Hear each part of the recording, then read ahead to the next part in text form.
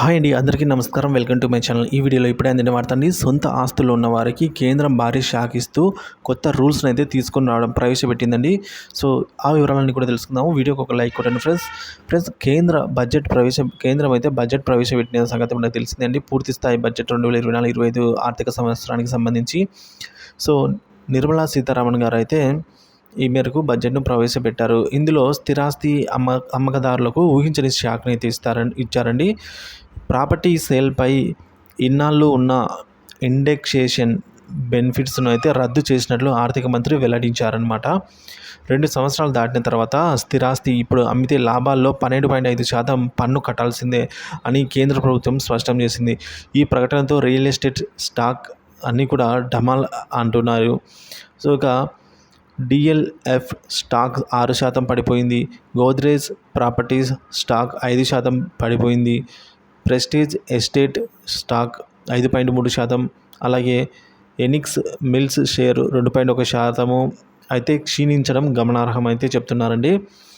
ఇకపోతే స్థిరాస్తి అమ్మకాలపై అయితే ఈ ప్రకటన రాకముందు లాంగ్ టర్మ్ క్యాపిటల్ గెయిన్పై ఇండెక్సేషన్ బెనిఫిట్స్తో కూడిన 10% పన్ను ఉండేది.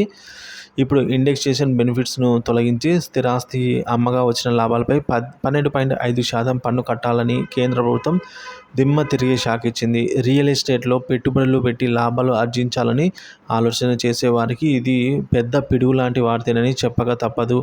కేంద్రం ఇండెక్సేషన్ బెనిఫిట్స్ రద్దు చేయకముందు చేశాక 50 లక్షల ప్రాపర్టీని ప్రస్తుతం 70 లక్షలకు అమ్మితే పన్ను ఎలా ఉంటుందో అయితే ఇప్పుడు పేర్కొన్నారండి. సో ఆ విధంగా ఎలా ఉంటుంది ఇప్పుడు మనం తెలుసుకుందాము. Under the old tax rules మనం చూసుకున్నట్లయితే పర్చేస్ ప్రైస్ 50 లక్షలు ఉన్నట్లయితే సేల్ ప్రైస్ వచ్చేసి 2024-25లో 70 lakhs, అంటే ఇక్కడ 20 లక్షలు గెయిన్ అయితే ఉండేదన్నమాట. ఇందులో లియబిలిటీ అండర్ ఎల్టీసీజీ రూల్ ప్రకారం 2.5 లక్షల ప్రభుత్వానికి ట్యాక్స్ రూపంలో చెల్లించాల్సిన అవసరం అయితే ఉందండి.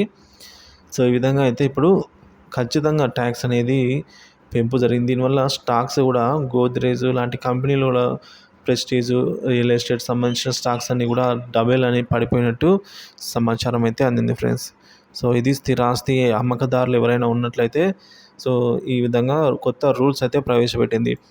సో మనం అమ్మిన లేదా కొన్న ఆస్తి సంబంధించి మన రిజిస్టర్ ఆఫీస్లో మనం రిజిస్ట్రేషన్ చేసుకునే సమయంలో రిజిస్టర్ వచ్చేసి పంపిస్తానండి.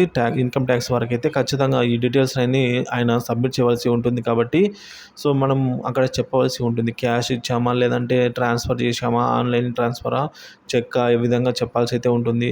సో 10 లక్షలకు మించి ఏదైనా ప్రాపర్టీ కొన్నామంటే ఖచ్చితంగా ఇన్కమ్ ట్యాక్స్ రూల్స్ అయితే నిబంధన ఉంటుంది. కాబట్టి సో ట్యాక్స్ పరిధి నుంచి తప్పించుకోవడానికి అవకాశం అయితే ఎట్టి పరిస్థితుల్లో లేదు. సో ఇది అండి, కేంద్రం భారీ షాక్ అయితే ఇస్తూ కొత్త రూల్స్ను ఈ కొత్త ఆర్థిక సంవత్సరంలో పూర్తి స్థాయి బడ్జెట్లో అయితే ఈ విధంగా ప్రవేశపెట్టడం జరిగింది.